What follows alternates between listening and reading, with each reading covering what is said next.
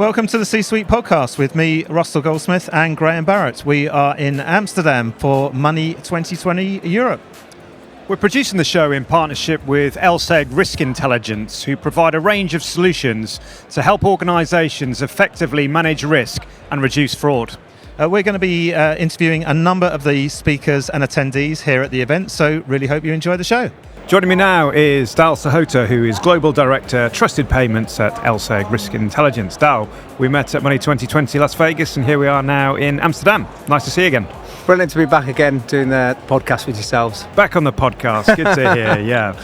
Now, I'd like you to break down a term for me to start with. There are multiple ways to pay, and we're hearing this term interoperability. What does that mean to you? So I think what it means for the market overall is there's many different ways to pay now than there has ever been before. So you can pay by bank, you can pay by card, and there's derivatives of that pay now, buy later, that aspect of it coming through. And I think that the market is seeking a way of how all of these ways to pay are going to be interoperable in that respect. But taking a sort of a level down is actually the speed at which you pay, interoperability, the safetiness of what you pay, interoperable, and equally the security of how you're paying across various payment methods, which if you think back 10 years ago, even 20 years back, it's a ferocious number of ways in which you can pay. Absolutely. And how you interact, whether you're a consumer or a business.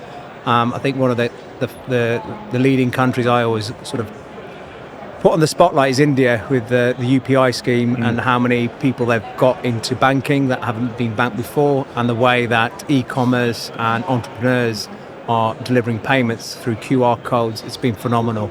But the aspect of different ways to pay is essentially that interoperability. Let's move on to legislation and regulation. So legislation for APP fraud arrived in the UK last year, didn't it?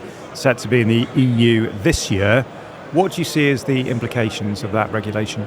So take a step back and look at regulation as a whole in financial crime. I think listening to the market and engaging with them across the globe, I think over the years, certainly since 9/11, AML has taken the front seat, and that has just taken the front seat for 20 odd years plus, with various regulations from regulators in the west to the east and to the middle. So that's taken centre stage. I think a consequence of that has been fraud.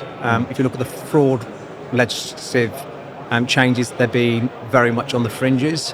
And in that period of time where AML legislation has taken front of the stage, fraud has taken a backstage. So the evolution of fraud legislation for how we interact in payments cross-border domestically has completely changed over the last 20 years. So I think fraud legislative it's more looking at historic crimes of fraud, i.e. con artists interacting with people and businesses face to face, where our world has become much more digital, and the legislative frameworks are really going to be shaped around the digital journeys that we're all undertaking across the globe. Sure. And keeping on APP fraud, I mean, is that specific to different sectors, or is it quite widespread? It's become very widespread. So, we hear it from APP fraud from government agencies to multinational corp to fintech and bank community. I think the bank and fintech community, that would be a natural aspect of where you would expect APP fraud to be a problematic area. In some cases, government, but the corporate market is a more expansive area of when it comes to APP fraud, just by the very nature of how many corporates there are that are non-banking financial institutions. Finally, your outlook on APP fraud, what kind of key industry developments do you think are critical to moving the dial? And I'm thinking in a world where, as you've already alluded to, payments are getting faster and faster. So I think the outlook, regulatory aspects are going to take front stage, and I'm seeing that across the market with various initiatives across the globe happening. I was attending at the Financial Stability Board at the Bank of International Settlements 10 days ago, and there was a specific forum for private and public sector. I think regulation is going to be an absolute centre theme of that. I think payments will get more faster and more at the cross-border level. So domestically, faster payment schemes have been rising over the last 5-7 years. But cross-border, where you can instantly pay and not be in a situation where ran a couple of experiments where we've sent money to the US, same bank account, same bank. Yeah. The money has landed 3 different times, 3 different amounts. Wow. That's not a spot I think we will be in the outlook for the future. And I think the other aspect to the future, I think, which is really going to be the dial changer, is all market participants working together to solve the problem of fraud. If you think about it, ultimately, the scammers are very much ahead of the curve. They're ahead of the game, and in order to get in front of them, we're really got to start working together. So what does that mean? I think it means at a legislative level, we've got to be more cooperative in terms of legislation folding out, which we're starting to see. Fantastic.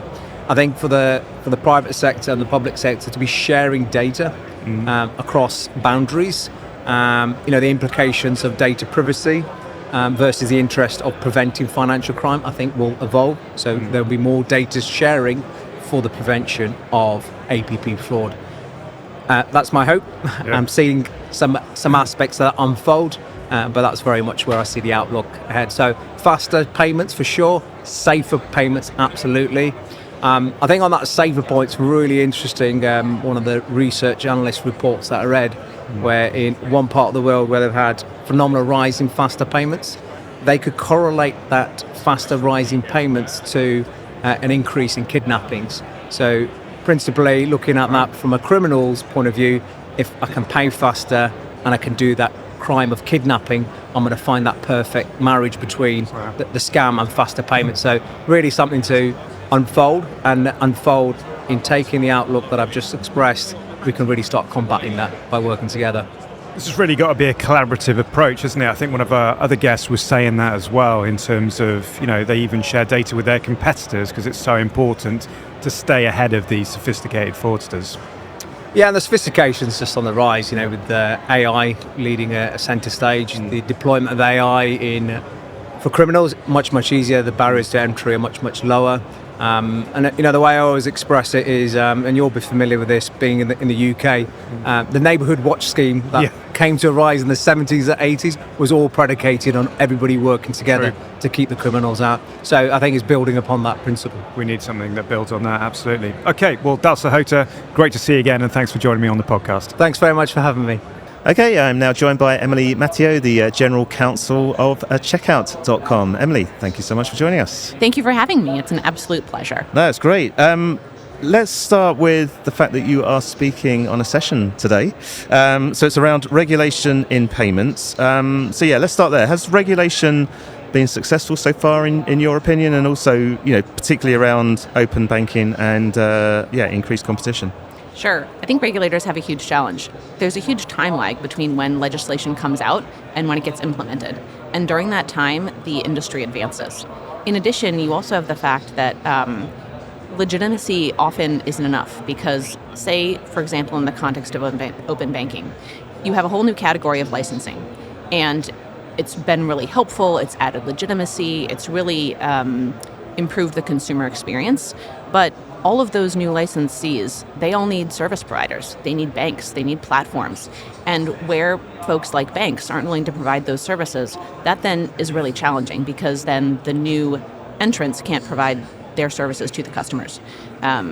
And that's something that we've seen across the board. I think if you look at the new Payment Services Directive, the third Payment Services Directive, one of the things it really tries to do is expand the ambit of regulation to bring into the fold those service providers, because they know that even with, say, for example, PSPs, payment service providers, who've been around for a long time and regulated for a long time, the risk appetite that banks have doesn't always align with the risk appetite that a PSP has, or just even the business model. And so that then means that the bank isn't willing to serve the PSP, even though they should.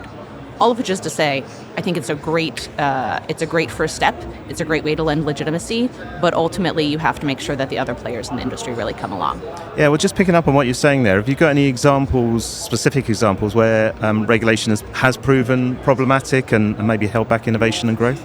Yeah, so I think that the best bits of regulation are where it leaves room for innovation. And I think sometimes regulators, despite their best attempts, they get it wrong. So if you think about the exemptions to strong customer authentication under the Second Payment Services Directive. Getting really technical there, but what that means from a customer perspective is how often are you challenged when you check out online, right? What does that experience look like, that authentication, that screen that pops up to say, please enter additional information. Originally, there weren't meant to be any exemptions. Literally every transaction was meant to be subject to strong customer authentication to protect customers. I remember being at a panel where actually the European Commission was talking about this, and she was like, oh, no, the intent is every single transaction. But then that really evolved because the European Commission realized through help from the industry that actually if you did that, it would kill online payments in a way that they hadn't really thought about. So if you thought about subscription models, how no one's there to authenticate, you get charged every month. And if a system can't accommodate that, then that's really going to stifle innovation. I think another example of helpful evolution is the proposals under the Third Payment Services Directive for safeguarding. So payment services providers have to safeguard, put money in a separate account that's consumer money to protect it. And that's one way of doing it, segregation. The other way is insurance. The challenge with insurance, we'd love to get insurance, but you have to have an insurance provider that not only can cover all the different countries that you operate in across the European Union, because this is EU legislation, but also makes financial sense and can cover the volumes. And those are really hard to find because that's a really hard product to insure. And so then originally, the proposals from the European Commission really focused on diversifying methods, so you'd have to segregate and get insurance. That's really hard and really expensive. But lately, the focus has been more just on making sure that you have resilience with, say, multiple banks providing you different safeguarding accounts.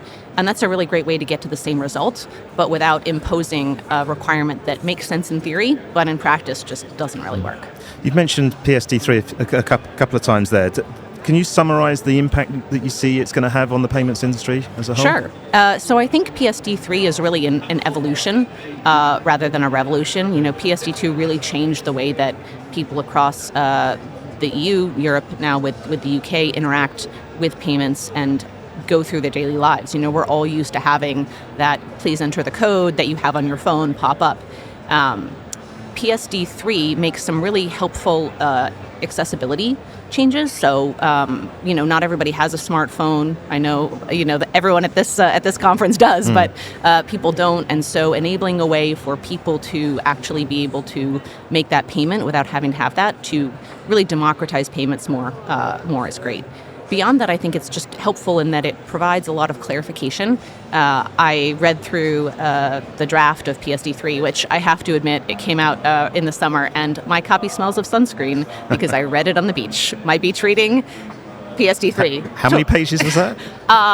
Several hundred. But that's my that's my reading. Because then there's also a chart at the back that compares everything to PSD2, and then you have to sort of see how that all works out. So there were a lot of great nuggets. So it was fun, truly fun to read through and see. Oh yes, we researched that, and this is the piece where we thought that was true, and oh, this is great confirmation. Yeah. But what they've done, it's a really intelligent piece of legislation in the way that it's drafted, because it takes a holistic view of the ecosystem.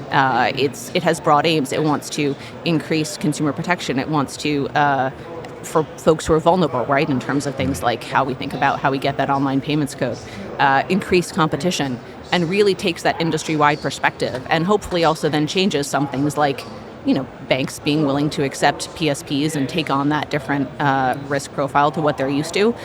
PSPs have a lot of money in movement. Banks are about money sitting in an account. And so the European Commission saying to banks, look, you really have to take these people seriously. They've been regulated for a long time. Risk appetites are different. They're different industries, and that's the way it is. But you all need to work together. So I think it's a very positive evolution. I wouldn't necessarily say it would be my first choice of poolside or beach reading, but we're all very grateful for people like yourself who does check all these details. We talked about regulation. Another area that we're keen to focus on is fraud. The global payment fraud obviously continues to rise. What are the key concerns and challenges for both the merchant and consumer perspectives? So I think that fraud is absolutely an existential challenge. When I was on a panel about a year and a half ago with the gentleman who headed up the commission that wrote PSD3, he referred to fraud actually as an existential threat, and I couldn't agree more. fraud really matters to both consumers and to merchants. On the consumer perspective, it's lost trust. It's that really frustrating failed checkout experience where you go, you hit checkout, and your payment doesn't work. So we recently, we had a Trust in the Digital Economy report, and we found that 37% of consumers said that a slow or failed payments experience really had a negative impact on their perception of the brand, not only of the merchant, but also of the payment service provider. We've all been there. We've had that moment where you've gone through, you've picked the item, you've done a lot of research online, and then it fails in that very critical moment. And so we need to really get to a point where that doesn't happen. And the way that we do that at checkout is that we really focus on performance. We focus on performance by focusing on acceptance rate. So what's acceptance rate? Acceptance rate is making sure you let through all of the good transactions and none of the bad transactions. And that benefits the merchant because it means that they only see the good transactions. You don't have that failed payments experience. And it benefits the consumer because it means that the only transactions which are blocked are the fraud transactions. Fraud is on the rise. 40% of British consumers, again, going back to that Trust in the Digital Economy report, we found have been victims of fraud of online payments, and protecting that going forward is important. But here I think is a place where, we were talking before about having regulation leave room for innovation, and I think this is a place where the market really does help, and innovation really does help. A lot of big merchants work with a bunch of different payment service providers, and they're laser focused on acceptance rate, and they toggle PSPs up or down based on how well they're doing, because it makes a huge impact to their bottom line. They really want to make sure that consumer experience is flawless. They spent a lot of money investing to get to that point. And so how we help at checkout is we do things like really look at what the factors are for fraud in that specific, in that vertical, in that area. What's the industry? Because obviously fraud, we serve everything, customers from eBay to Tiffany's and beyond, right? And fraud for eBay is going to look very different. And so what we want to do is make sure that we're fine-tuning on a per merchant basis as well as overall. Excellent. Let's finish off with a bit of future gazing. How do you expect the payments industry to evolve over the coming years? So I think there are kind of three trends that I see. The first trend is that we're turning from an era of globalized payment mechanisms into one where people are really more focused on the local. You see that in the talk most recently, I think, from the European Commission about the importance of a European network. And it's not surprising, actually, from two perspectives. The first perspective is that regulators are super focused on resiliency. They see outages. There's a big CrowdStrike outage earlier last year, and that really impacts the payments industry and people's ability to get their hands on the funds that rightly belong to them. So in order to really have control, they really feel like they need to have the local mechanisms. But also payments, we talk about payments globally, and there are a lot of global trends, but payments are also really local. I mean, Pix has had huge success in Brazil. I remember when I moved from the US to Germany, and this was 2010, so a long time ago, but payment habits were totally different. And I think sort of lasering in on that is going to be really important in the future. So it's going to be more challenging because PSPs and merchants are going to have to be both really offer those global mechanisms, but also really be hyper-local. But I think that's the challenge, and that's really fun. I think the next thing is that we're also going to see a greater convergence between payments, digital identity, and financial data. And if you think about it, that makes a huge amount of sense. Already built into the payment system is KYC. So if you're engaging with your payment service provider, they have all this information on you already, and you're already trusting them to make financial transactions happen for you, and going back to the fraud point, to make them happen successfully. So it really makes sense that there'd be a convergence there, and I think PSPs have a right to win in that space, and it's going to be really exciting to see what you can do, especially adding in AI. The possibilities are, this phrase gets used a lot, but I think it's true. The possibilities are really endless. Yeah. And finally, I think performance is going to remain key. We live in an increasingly competitive world. Economic headwinds are what they are. And so that means that everyone is fighting for every single bit of margin, every single basis point.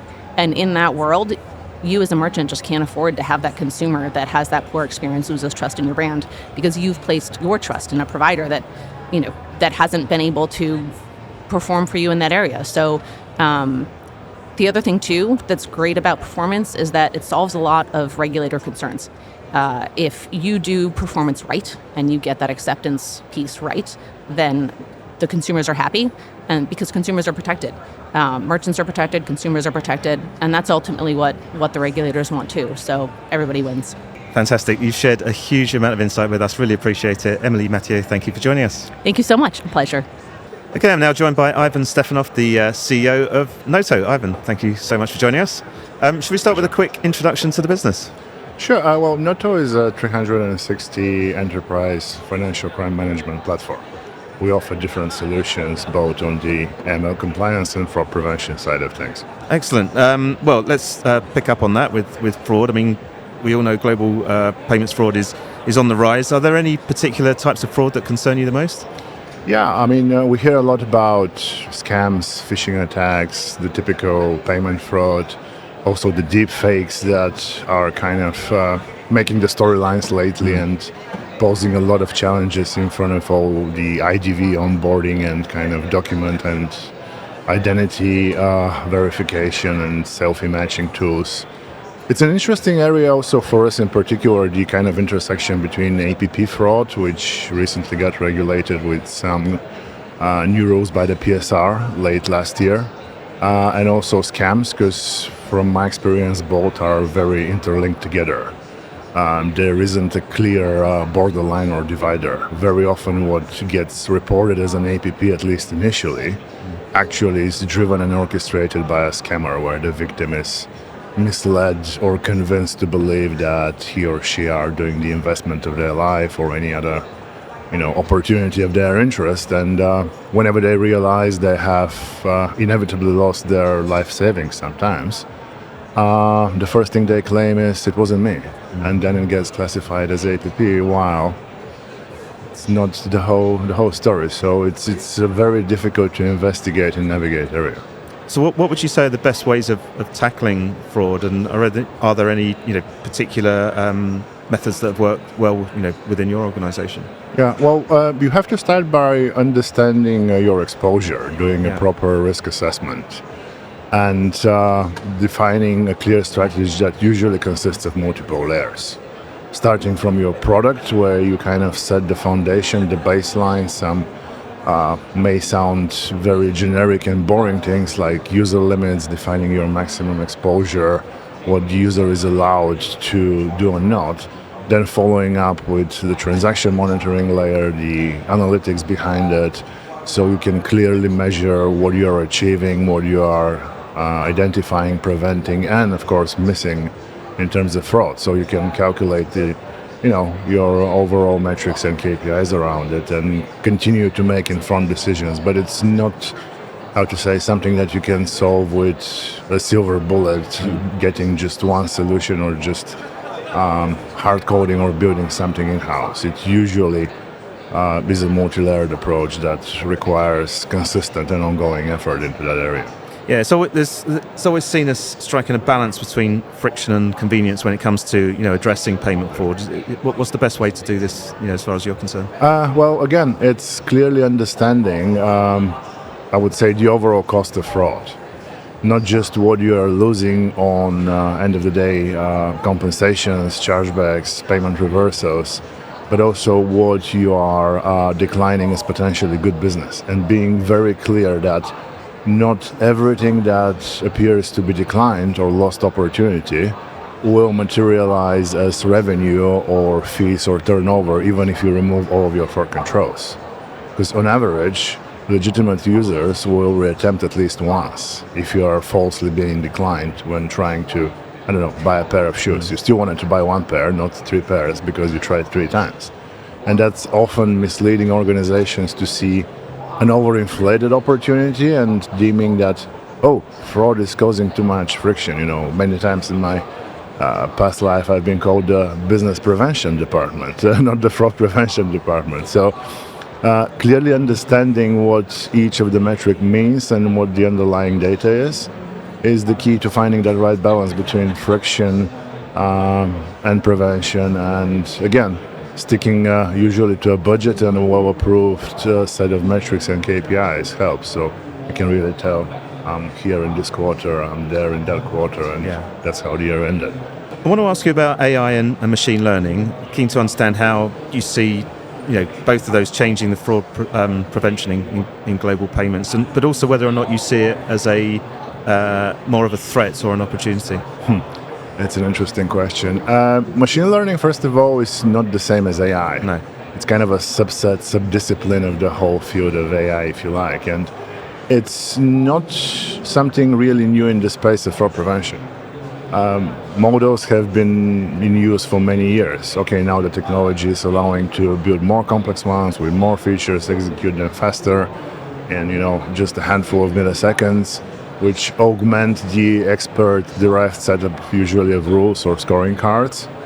And an interesting recent development, which I think we're all seeing, is that AI agents, the agentic approach, that again is kind of the tune of the headlines lately, that are aimed to make the life of analysts, whether compliance or fraud analysts, easier in reviewing cases, summarizing content, explaining why they're looking at something. And that's an area where we also look into, develop further our offering. Threat or an opportunity, I guess in general in that space, it removes the need to learn and maintain certain skills to us as humans overall. So there might be a little bit of a kind of, losing our agility and habits because of, some AI agent that's doing the groundwork for us. So they might remove a little bit of that sixth sense, gut feel out of the analysts. But we're yet to see. Certainly it will be an evolution. Yeah, excellent. Last one for you. Want to talk about regulations. Is there any that you're keeping your eye on over this year and sort of like the next 18 months or so? Yeah, they're good, aren't they? They drive the market for solutions in direct tech. In October, we have kind of the final SEPA instant mandate coming into place. So not just receiving, but also sending of SEPA payments must be instant with every participant. And that makes the channel, for the most part, it already is. All of the participating banks and PSPs are already doing in and out instantly. But that would make the SEPA channel completely instant, 10 seconds, that's what the rules say, which means it would be attracting more attention from fraudsters. It's instant, it's irreversible if the originating PSP approves it. So, certainly we'll see more fraud exposure. I think in the next year, everyone is awaiting, or towards the end of this one, I think, the PSD3 to be published. A lot of interesting highlights are already appearing, kind of as peak previews. Whether on the liability responsibilities, further kind of application of strong customer authentication, building on what existed obviously in PSD2. And last but not least, that element of standardizing APIs across the PSPs, which would be interesting to see how it plays out in reality. And I think there is another interesting chapter in there which talks about more data sharing for prevention of financial crime purposes, which would be an interesting development if it's set up as a directive and a guideline, because currently that's one of the things that everyone is reluctant in a way to do, either using the GDPR as an excuse or not. That would be one of the events that cause interesting shift. Obviously 18 months adoption post issuing the rules, so it takes us well into probably 27, but it would be an interesting impulse to the industry again. Yeah, well, it sounds like you've got a few things to keep across over the next few months, but for now, Ivan Stefanov, thank you so much for joining us. Thanks, Wesley. Thanks for having me. I'm pleased to say that I've now been joined by Samina Hussain-Letch, Executive Director UK at Square. Nice to see you, Samina. Great to see you too, Graham. Yeah, great to have you on the podcast. Now, let's talk about payment innovation. We're here at Money 2020 after all. What do you see as some of the most exciting developments in that space? There is so much going on, but given we're on a podcast, I will keep it to a couple of... Give me your favourites. I'll give you my top three. So I think one of the things that I'm most excited about is we're seeing this integration of payments very deeply into software. And at Square, we've really been at the forefront of that for many, many years. Not only are our sellers taking payments, but they're also using us to manage their inventory, to manage their staff, all the way through to even marketing campaigns. So it's quite exciting to see the continuation and the development in that space. Secondly, the buzzword of the year is AI. You've dropped it early in the conversation. Well done. Yeah. But we've been using AI and machine learning for many, many years, and most recently we've actually launched our own open source agent called Project Goose. I don't know if you've seen or heard of it, but if you haven't, I love the name. Go look it up. Yeah. But it's an open source AI agent, and we're actually making it available internally as well, and it's really helping with productivity. And we've just rolled out an AI agent to our sellers as well to help them with their productivity and recommendations. And finally, I think just the development that we're seeing in access to credit, and just seeing this as really looking at different ways to make credit more accessible to people who've really been left out of having access to credit by traditional players. And we're seeing a lot of development in this space, particularly across Block, across Square, Cash App and Afterpay. So we're really excited about the development there. Excellent. Now, obviously, there's a big focus on small businesses with Square, as you've already alluded to. Now, you use your own data, don't you, to lend billions to small businesses, let's face it. So we're keen to talk about issues amongst fraud prevention. So how do you ensure that same data is used to spot and then prevent fraud at the outset? I mean, that's exactly it. It's the same data that's powering our ability to offer loans that is also powering our ability to help manage fraud. Right. And that's through live data.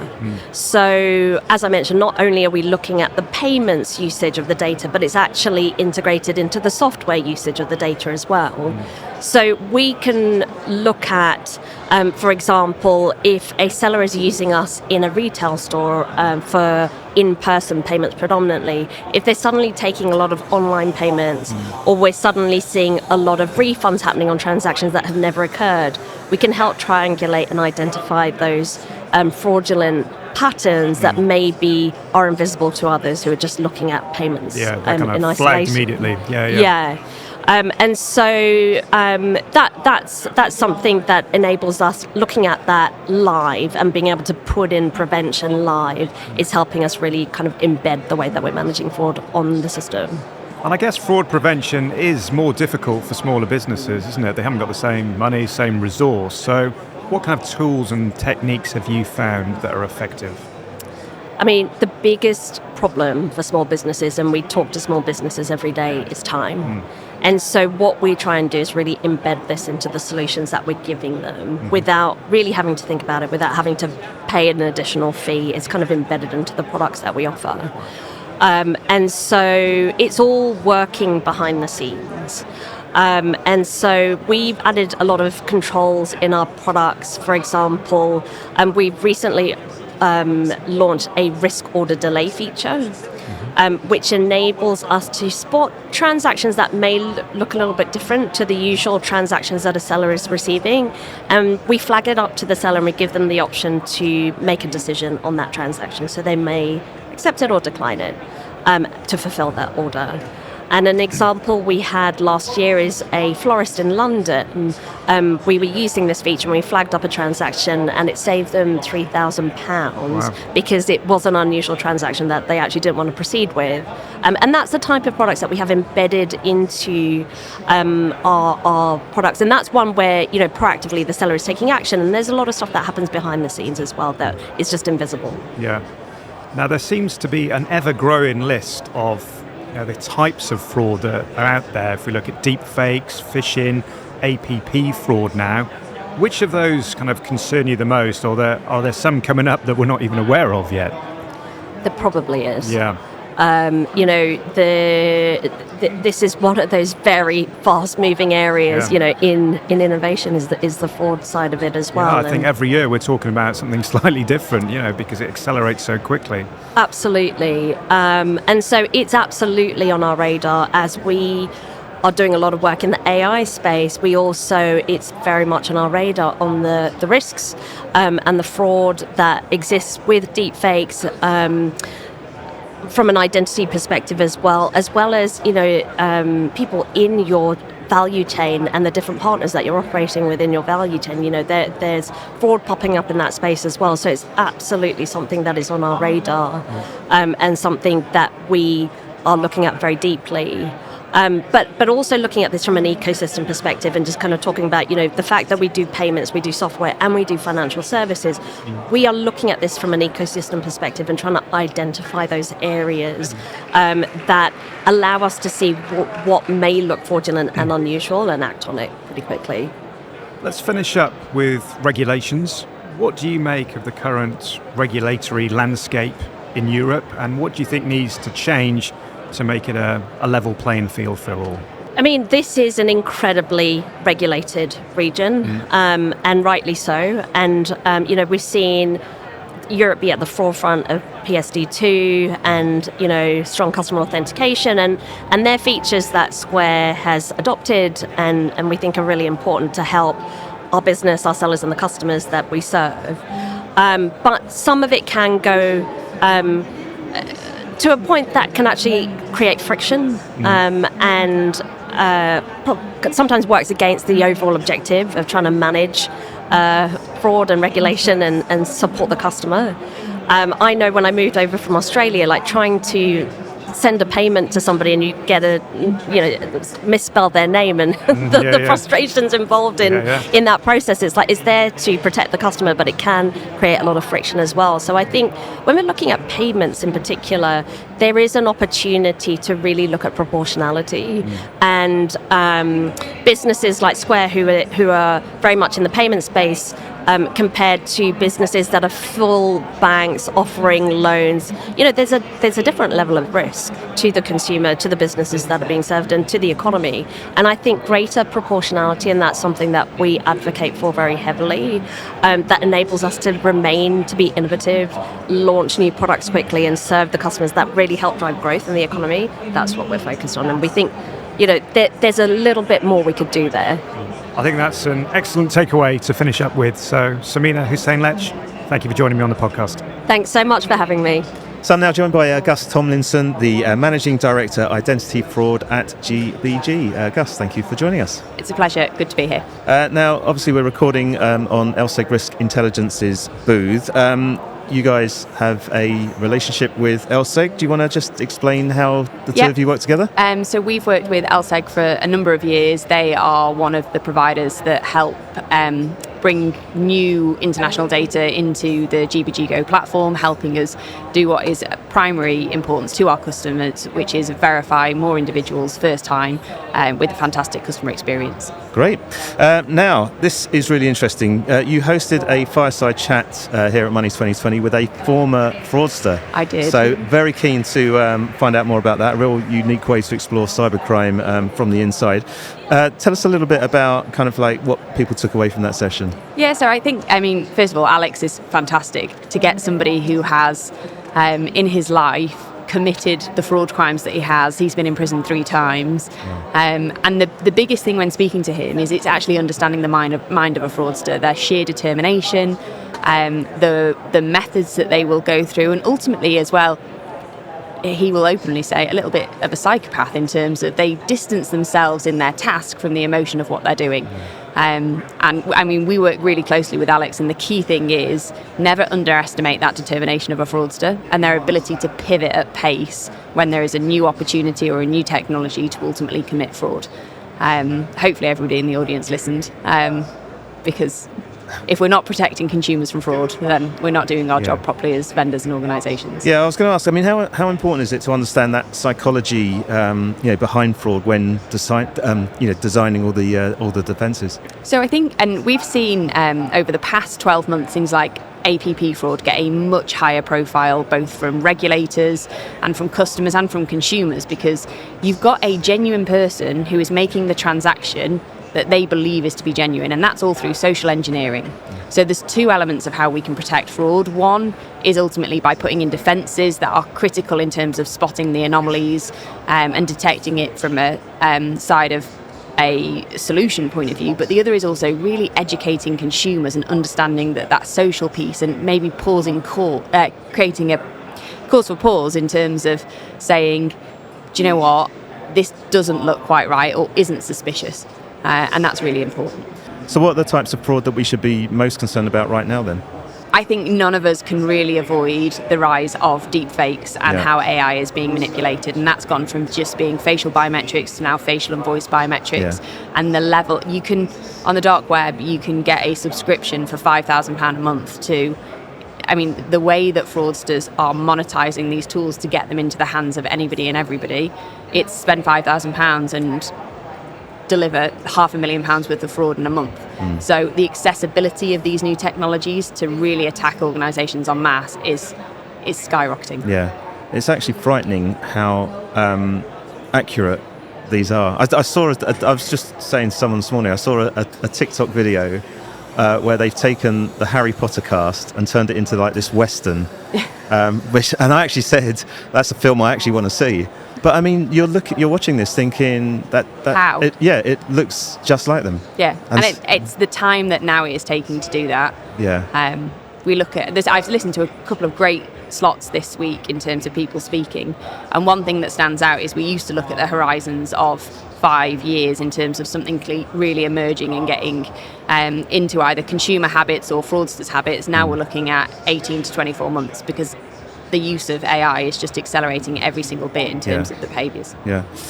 If you had to pick one type of fraud that's most underestimated right now, what would it be, and why do you think it's not getting the attention it deserves? I would probably say synthetic. Okay. So as a type of silent fraud, we are all at risk of synthetic identities, and they're the types of fraud that worry me most because they go undetected for a really long period of time because you don't have a person on the other end feeling the immediate pain of that synthetic fraud.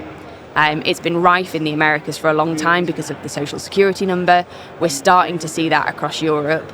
And again, if you think about the rise of AI across biometrics, etc., the sophistication of those synthetic identities is also increasing. They've now got faces that move, sound like a real person. It's not just a name, address, and identity number that's been fictitiously created. So we've felt a lot of pain from synthetic fraud in the past 5 years. I think we'll feel even more from it in the next 5.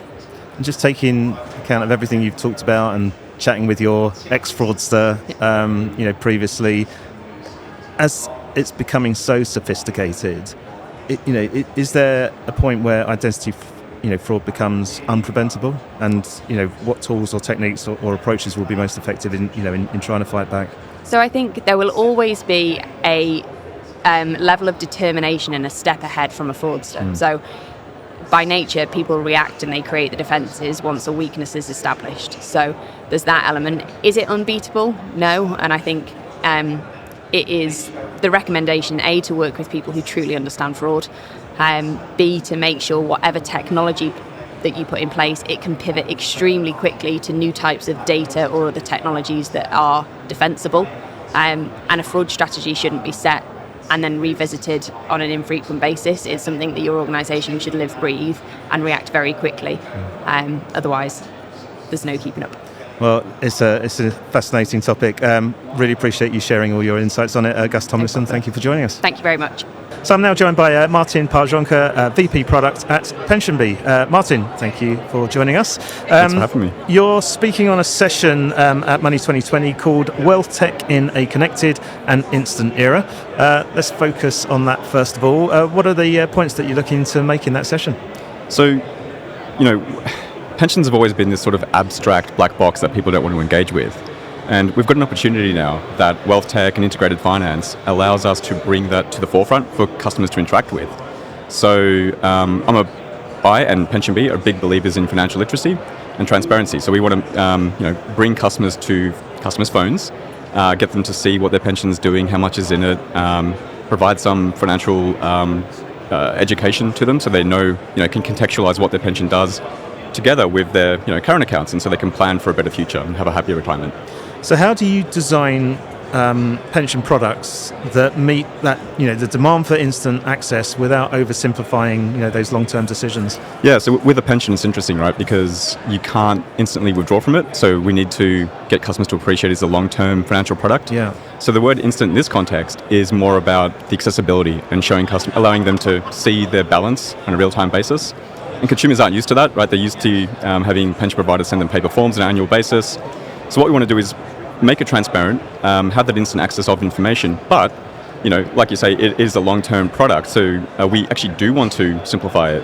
When you say oversimplify, I think it's, we need to remove the friction points because, like I said earlier, customers are used to annual forms in the post every year. Annual forms every year, obviously. And they're full of jargon, right? And we need to remove that jargon and show customers that a pension product shouldn't be scary. This is something that you use to fund, when you stop working, and to simplify it to the extent of lifestyle choices. The analogy I use is: do you want beans on toast to retire on, or do you want a Michelin-star restaurant? And obviously that's quite extreme, but you know what I mean. Like, we want people to understand what they can do with their money. One of the key topics that we're focusing on in these interviews this week is fraud. What are the biggest threats when it comes to fraud within the pension space, and what's the best ways of combating them? Yeah, so look, we are trusted with looking after people's lifetime savings, essentially. And so for us, the biggest risk is that the person making the withdrawal request when they get to the age of being able to access their pension is who they say they are. So we partner with technology partners to help us embed KYC, AML measures into our product. Things like facial similarity checks, biometrics. But because of the customer cohort that we have to deal with, we need to make sure that is as frictionless as it can be, right? So that people can get access to their money, but also be safe in us knowing who they are and the right person is getting their benefits. And also things like, verifying the bank account that it's going into as well plays a big part of that. Another key topic we're focusing on, as very regularly on the podcast, is AI, but also machine learning. What role are they both playing in the pension sector? I'm super excited for the prevalence of AI coming into pensions. My personal story here is that I'm not sure what the house view is on financial planners, but the personal Martin view on financial planners is that ChatGPT can be that for me. I just recently uploaded my tax return. I still want a human in the chain because if anything goes wrong, you've got HMRC to deal with, right? Upload it into ChatGPT and say, check that for me. Is it doing the right things based on my finances and the regulation? And it will say, yeah, yes, no, this seems reasonable. Proceed as you are. So I see a real opportunity here for us to leverage LLMs to be, pseudo financial planners. Now, some customers will want a human in the chain for that trust factor, but as much as we can automate it and enable us to close the advice gap is super important, and I'm all here for it. Excellent, but just thinking about that though, I mean, uploading that such personal information to ChatGPT, does that is that opening more opportunities for the fraudsters? For me, probably, right? Look, I'm drinking the Kool-Aid, so I'm happy to take that risk, frankly, to see how it plays out. I sort of figure what's the worst that can happen, and I may eat these words in 10 years' time.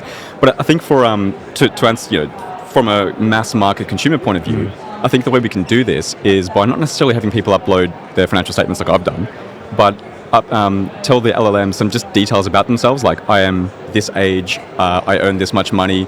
They don't need to put their name, age, date, address into it, just basic financial metrics. And the system can spit out, hey, based on the data you've told me, this is a scenario you might want to plan for, or here are a few scenarios based on your contribution rate or how much you want to withdraw on a regular basis. So you can adapt it to suit, right? Okay, finishing off in terms of regulations, are there any regulations within the industry that you're staying close to, and also how could they impact your business?